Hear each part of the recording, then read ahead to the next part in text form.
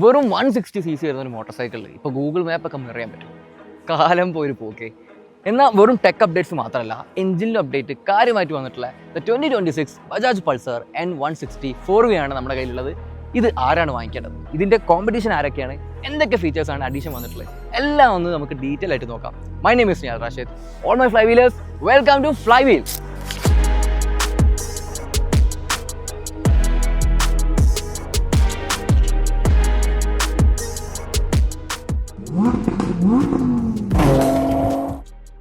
ഇപ്പോഴത്തെ കാലത്ത് മാർക്കറ്റിൽ ഇഷ്ടംപോലെ മോട്ടോർ സൈക്കിൾസ് ഉണ്ട്, പ്രത്യേകിച്ച് ഈ 150 160 സെഗ്മെൻറ്റിലൊക്കെ.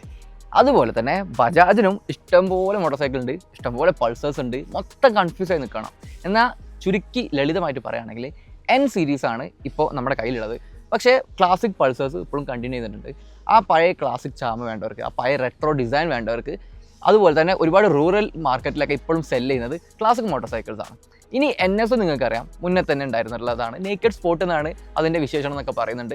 അതായത് ദ മോസ്റ്റ് സ്പോർട്ടി പൾസേഴ്സ് ആണ് NS സീരീസ് വരുന്നത്. ആൻഡ് ഇതാണ് N, കാരണം ഇതൊരു മിഡിൽ ഗ്രൗണ്ടിലാണ്, ഒരു നേക്കഡ് മോട്ടോർ സൈക്കിൾ തന്നെയാണ്. അപ്ഡേറ്റഡ് സ്റ്റൈലിംഗ് ആണ്. 2022 N സീരീസ് ലോഞ്ച് ചെയ്തിട്ടുള്ളത്. അത് 250cc ആയിട്ടാണ് തുടങ്ങിയിട്ടുള്ളത്. ആ ഒരു സിമിലർ സ്റ്റൈലിംഗ് ആണ്. അങ്ങനെ നോക്കുമ്പോൾ ഒരു ബേബി 250cc ആണ്. ആ ഹെഡ് ലാമ്പും പ്രൊജക്ടർ LED എല്ലാം സെഗ്മെൻറ്റിൽ ആദ്യം ഇൻട്രൊഡ്യൂസ് ചെയ്തിട്ടുള്ള ഒരു മോട്ടോർ സൈക്കിൾ കൂടിയാണ്. സോ ഒരു ബിഗ് ബൈക്കിൻ്റെ ലുക്ക് നമുക്ക് ഈ ഒരു പ്രൈസ് സെഗ്മെൻറ്റിൽ തന്നെ നമുക്ക് കിട്ടുന്നുണ്ട്.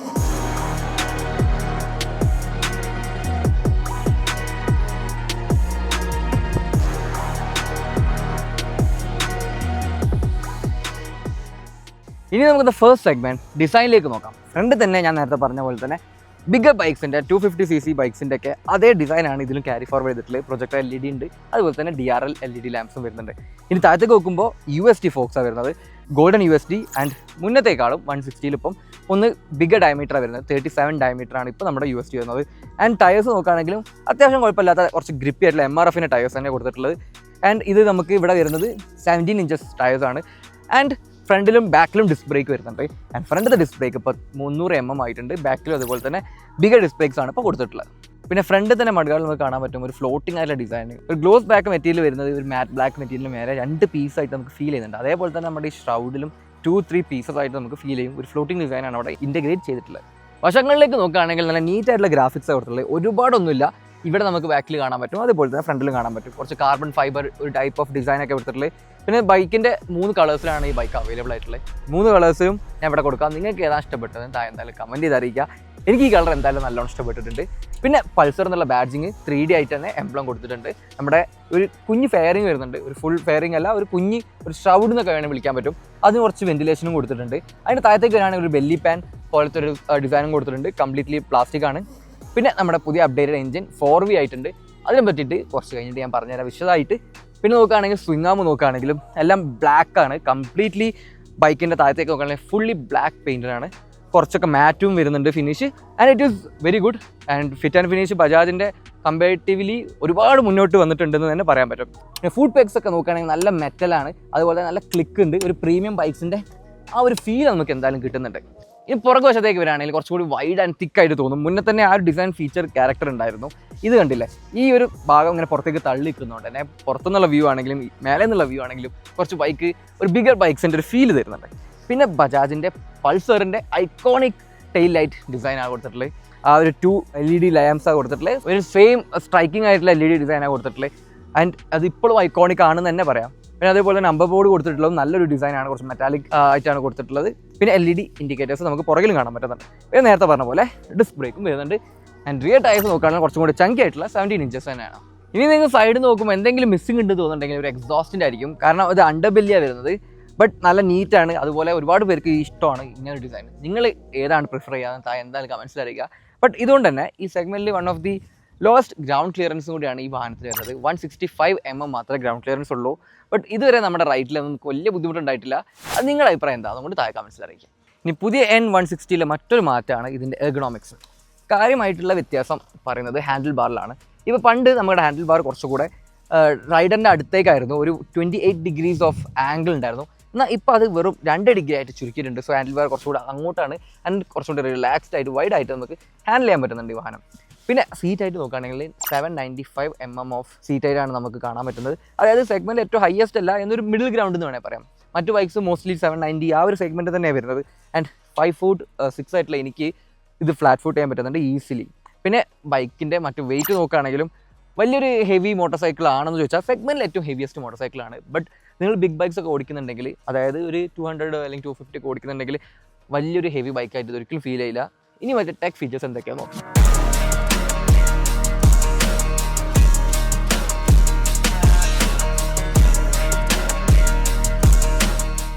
ടെക് ഫീച്ചേഴ്സിനെ പറ്റി പറയുകയാണെങ്കിൽ തുടക്കം തന്നെ നമുക്ക് റൈഡിംഗ് മോഡ്സ് തുടങ്ങാം. ഇതിൽ ആക്ച്വലി 4 റൈഡിംഗ് മോഡ്സ് ഉണ്ട്. പക്ഷേ നോക്കുമ്പോൾ നമുക്ക് 5 റൈഡിംഗ് മോഡ്സ് കാണാൻ പറ്റും.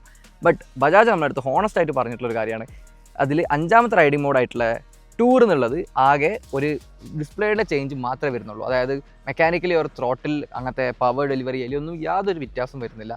അതുകൊണ്ട് തന്നെ ആ ഒരു റൈഡിംഗ് മോഡിൽ നമുക്ക് ഡിസ്റ്റൻസ് ടു എംടി അതേപോലെ ട്രിപ്പ് ഡിസ്റ്റൻസും കാണാൻ പറ്റും എന്നുള്ള വ്യത്യാസം മാത്രമേ ഉള്ളൂ. ബാക്കി sport, rain, road, off road എന്നീ 4 റൈഡിംഗ് മോഡലും നമുക്ക് ത്രോട്ടിലും പവറിലും ചെറിയൊരു മാറ്റം അനുഭവപ്പെടുന്നുണ്ട്. ഇപ്പോൾ നിങ്ങൾ ഓൾറെഡി ശ്രദ്ധിച്ചിട്ടുണ്ടാകും, ഒരു 5 ഇഞ്ചിൻ്റെ TFT സ്ക്രീനാണ് നമ്മുടെ പുതിയ N160 4 വീൽ വരുന്നത്. ഇത് ടോപ്പ് മോഡലിൽ മാത്രമേ ഉള്ളൂ. ഇതിൻ്റെ താഴെയുള്ള മോഡലൊക്കെ LCD ഡിസ്പ്ലേ ആണ് വരുന്നത്. ബട്ട് ഈ ഒരു സ്ക്രീനിൽ നമുക്ക് ഒരുപാട് ഫീച്ചേഴ്സ് വരുന്നുണ്ട്. അതായത് നമ്മുടെ ഗൂഗിൾ മാപ്പ് മിററിങ് ചെയ്യാൻ പറ്റും, ആൻഡ്രോയിഡിൽ സ്ക്രീൻ ഓഫ് ചെയ്യാൻ പറ്റും, അതുപോലെ iOS-ൽ സ്ക്രീൻ ഡിം ആവും എന്നാണ് പറഞ്ഞിട്ടുള്ളത്. എന്തായാലും നമ്മൾ കംപ്ലീറ്റ്ലി ഫോൺ ടേൺ ഓഫ് ചെയ്തിട്ടുള്ള ഒരു ഫീച്ചർ അല്ല, ഒരു സ്റ്റാൻഡ് അലോൺ ഫീച്ചർ അല്ല ആൻഡ്രോയിഡ് ഓട്ടോ ഒക്കെ പോലെ. ബട്ട് മിററിംഗ് ആണ് ഈ ഒരു സെഗ്മെൻറ്റിൽ വൺ ഓഫ് ദി ഫസ്റ്റ് കൂടിയാണ്. കാരണം ഇത് വർക്ക് ചെയ്യുന്നത് ബ്ലൂടൂത്ത് പ്ലസ് വൈഫൈ വെച്ചിട്ടാണ്. ഞാൻ അത്രയും ഹൈടെക് ആണ്. ഇനി മറ്റു ഫീച്ചേഴ്സ് നോക്കുകയാണെങ്കിൽ ബട്ടൺസ് ഒക്കെ നല്ല ഹൈ ക്വാളിറ്റിയാണ്. Hazard lamp, kill switch, light ബട്ടണാണ് ഈ സൈഡിൽ വരുന്നത്. ഇനി ലെഫ്റ്റ് സൈഡിലേക്ക് നോക്കുകയാണെങ്കിൽ ഡി പാഡ് കൊടുത്തിട്ടുണ്ട് ഇത് കൺട്രോൾ ചെയ്യാൻ. പിന്നെ നമുക്ക് ഇൻഡിക്കേറ്റേഴ്സ് കൊടുത്തിട്ടുണ്ട്, നമ്മൾ കൺവെൻഷനൽ ആയിട്ടുള്ള, പിന്നെ ഹോണും ഹൈ ബീമിനുള്ള ലൈറ്റ് കൊടുത്തിട്ടുള്ളത്. ഇനി അഡീഷണൽ ടെക് ഫീച്ചർ നോക്കുകയാണെങ്കിൽ ഒരു C ടൈപ്പ് ചാർജിങ് ആണ് നമുക്ക് ഇവിടെ കൊടുത്തിട്ടുള്ളത് ബ്രാൻഡ്. പിന്നെ ഇത് ടെക് ഫീച്ചർ അല്ല എന്നാലും കൂടി പറയാം, എല്ലാ ബൈക്കിലും നിർബന്ധമായിട്ടും വേണ്ട ഒരു സാധനമാണ് ഈ അഡ്ജസ്റ്റബിൾ ലിവേഴ്സ്. പിന്നെ ഈ എഞ്ചിനെ പറ്റി മറ്റൊരു വിശേഷം പറയുകയാണെങ്കിൽ സ്റ്റിൽ 11,000 RPM വരെ റവ് ചെയ്യുന്നത്, അതായത് എക്സാക്റ്റ് പറയുകയാണെങ്കിൽ 10,900 RPM വരെയാണ് ഇതിൻ്റെ റവ് ലിമിറ്റ് വരുന്നത്. അത്രയും റവ് ചെയ്തിട്ടും സ്റ്റിൽ ഒരു എയർ ആൻഡ് ഓയിൽ കൂളാണ്. ഇതിന് മേലേക്ക് പോകണമെങ്കിൽ എന്തായാലും ലിക്വിഡ് കൂൾഡ് കൊടുക്കേണ്ടി വരും. ബട്ട് അതിൻ്റെ ആവശ്യത വന്നിട്ടില്ല, ഹീറ്റൊക്കെ വെൽ കണ്ടെയ്ൻഡ് ആണ്. പക്ഷേ നിങ്ങളുടെ അടുത്തുള്ള എൻ്റെ ഏറ്റവും വലിയ ചോദ്യം എന്താണെന്ന് വെച്ച് കഴിഞ്ഞാൽ, നിങ്ങൾ 2 വീലേക്ക് നോക്കുമോ, ബെറ്റർ ഫ്യൂൽ എഫിഷ്യൻസി ആണോ നിങ്ങൾക്ക് വേണ്ടത്, അതല്ല നിങ്ങൾക്ക് ടോപ്പ് സ്പീഡിൽ കിട്ടുന്ന 5 km/h 5-3 km/h എക്സ്ട്രാ ആണോ വേണ്ടത്? എന്തായാലും താഴെ കമൻറ്റ്സിൽ എഴുതി അറിയിക്കും.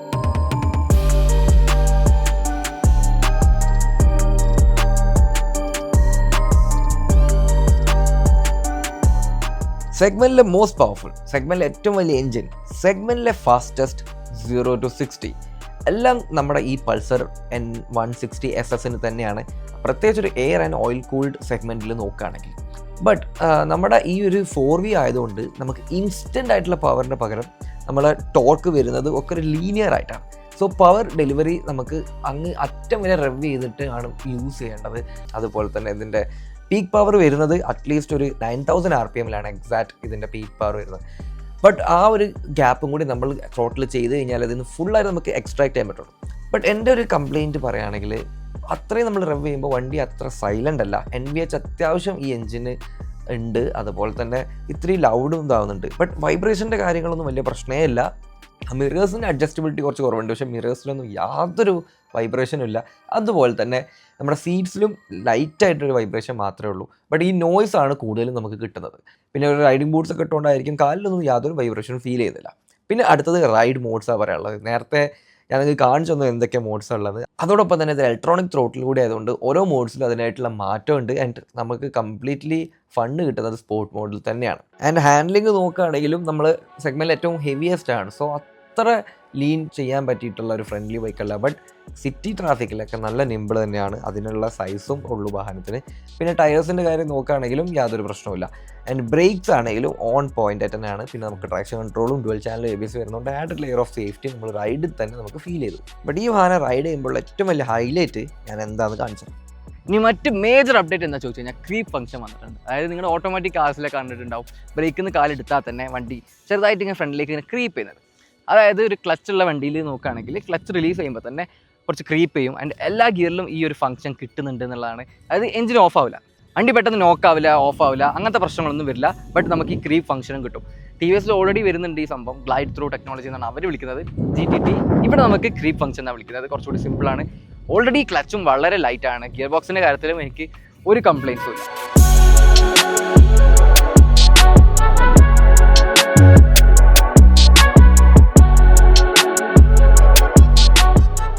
ഈ പോരായ്മകളില്ലാത്തായിട്ട് ഈ ലോകത്ത് ഒന്നുമില്ല. സോ അതിൽ മോട്ടോർ സൈക്കിളിൻ്റെ കാര്യം പറയുകയാണെങ്കിലും എന്തെങ്കിലുമൊക്കെ പോരായ്മകൾ ഉണ്ടാവും.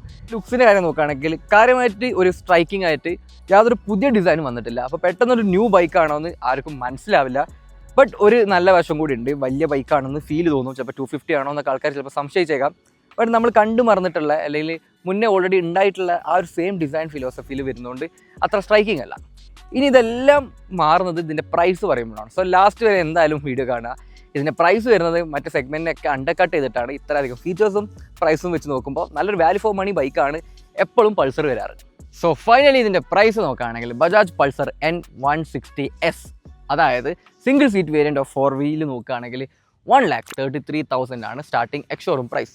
ഇനി നമ്മുടെ കയ്യിലുള്ള top end with TFT split seat അതായത് N160SS 4Vൻ്റെ പ്രൈസ് സ്റ്റാർട്ട് ചെയ്യുന്നത് 1,42,500 സംതിങ് ആണ്. നിങ്ങളിതിൽ ഏതാണ് ചൂസ് ചെയ്യുക? അതുപോലെ തന്നെ ഈ ഒരു സെഗ്മെൻറ്റിൽ നിങ്ങൾ വേറെ ഏതെങ്കിലും വാഹനം വാങ്ങാൻ പ്ലാൻ ചെയ്യുന്നുണ്ടോ? താഴെ കമൻസിൽ എന്തായാലും ഇതറിയിക്കുക. വീഡിയോ ഇഷ്ടപ്പെട്ടാൽ എന്തായാലും ലൈക്ക് ചെയ്യാൻ മറക്കരുത്, സബ്സ്ക്രൈബ് ചെയ്യാൻ മറക്കരുത്. വലിയൊരു മോട്ടിവേഷനാണ്. സോ ഇതുപോലത്തെ കൂടുതൽ വീഡിയോസിനായിട്ട് വീണ്ടും കാണാം. My name is Niyal Rashid. Stay safe and enjoy wheeling.